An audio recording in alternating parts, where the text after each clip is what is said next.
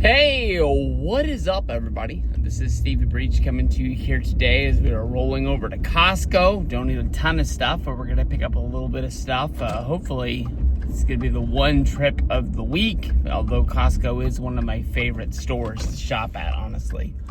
But I'm thinking of, who is random WWE legends or, people from the past that might pop up in WWE's Royal Rumble for 2025.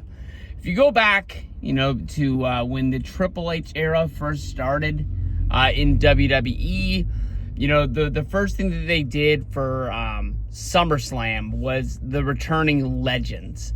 They brought a lot of legends to the show. They were introduced backstage. The WWE talent was sort of given like a packet in case they didn't know who all of the names were. They came with the names, their accomplishments, a picture, trying to pave the way for the WWE stars of today to thank the stars of, that built what is WWE today, whether they were, people from the NWA, WCW, or the WWF. No matter what, if it wasn't for a lot of those names, there would be no place for Monday Night Raw or SmackDown or WrestleMania or a SummerSlam. The people that built the road that you're driving on today, you got to send thanks to them.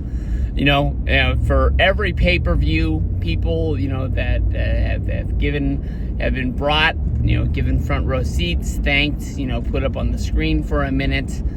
The one major change from a lot of those names was Goldberg. Goldberg was seated in Atlanta at Bad Blood, front row, sort of pointed out as being one of the legends. He was there with his son from the University of Colorado football team. This is also the same son who jumped the rail when Goldberg defeated Brock Lesnar, when Goldberg had his last run as WWE champion. Well, I guess he was the Universal champion. That was after he beat Bray Wyatt and then held the belt until losing it to Braun Strowman at WrestleMania 36. Since then, Goldberg has been brought back here and there along the way. The last time, I believe, was a Crown Jewel pay-per-view where he wrestled against Roman Reigns.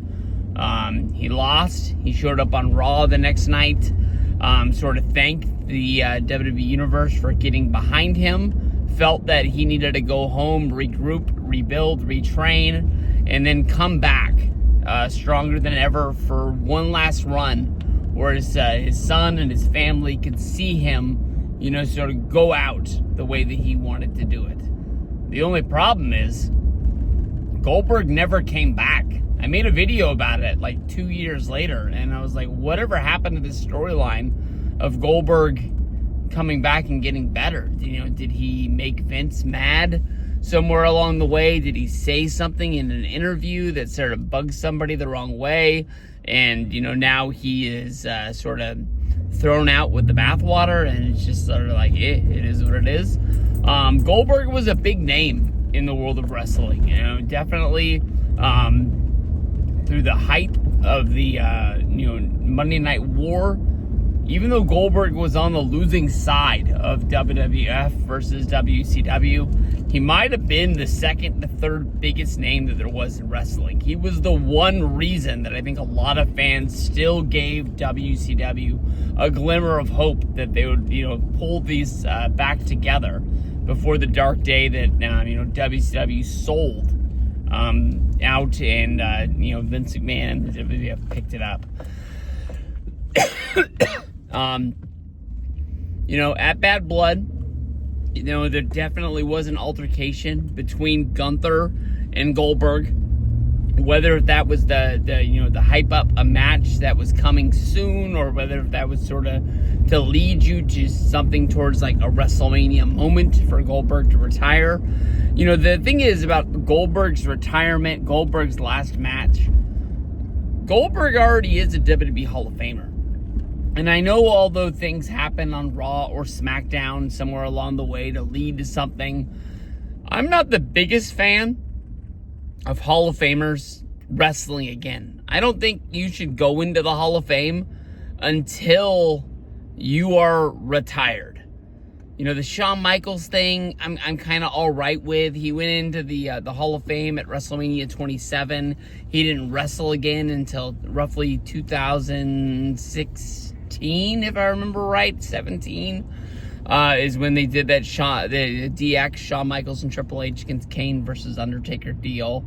That was bad. You know, they really didn't see Triple H getting injured. That's kind of one of the things that doesn't really get talked about enough when they're talking about how bad that match was. But, you know, you think about Edge. He went at WrestleMania 28. No. Yeah. Shit. Yeah, I think he went at WrestleMania 28. And then, you know, he ended up coming back, and he's wrestling now for AEW. That's kind of like a weird thing. But when, like, guys go into the Hall of Fame, and then they just keep having matches year after year after year, that's you know, kind of weird to me. But Goldberg, to me, I think he is, you know, one kind of a weird egg. That I think that he's going to be at the Royal Rumble. I think that he's going to draw a number. I don't think he has the hugest shot at winning it. But if you really think about it, you know, there's not many people in WWE that are going to pick, I want to go after the World Heavyweight Championship instead of, you know, challenging Cody Rhodes, you know, the bright, biggest star that the company has. Goldberg, I think that honestly, if he did win the Rumble, could choose to go after Gunther, saying he wants just you know, relive that moment from Bad Blood. He's not going to let anybody show him up in front of his son. I don't think it's the hugest shot of winning, and you know, I even think that Jey Uso has a chance of taking that World Heavyweight Championship away when they fight at Saturday night's main event. But we'll have to see. But I think Goldberg being at the Royal Rumble definitely has a big shot of being there this year.